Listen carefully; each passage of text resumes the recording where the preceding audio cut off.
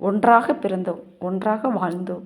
ஒருவருக்கொருவர் உதவி செய்து சந்தோஷம் ஒன்றையே தாரக மந்திரமாக கொண்டிருந்தோம்.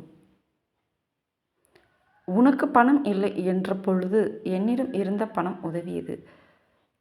உனக்கு பணம் இல்லை என்ற பொழுது உன்னிடம் இருந்த பணம் உதவியது.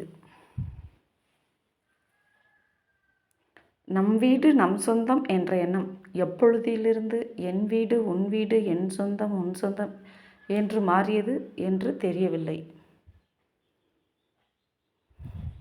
என் வீடு உன் வீடு, என் சொந்தம் உன் சொந்தம் என்று மாறியது என்று தெரியவில்லை. எவ்வளவு அவ்வளவு இவ்வளவு என்று எப்பொழுதும் நாம் கணக்கு பார்த்ததில்லை. நமது என்ற சொல் எனது உனது என்று ஆனபின் யாரோ வழிப்போக்கர்களிடம் பேசுவது போல் கூட நமது உரையாடல்கள் இருந்ததில்லை.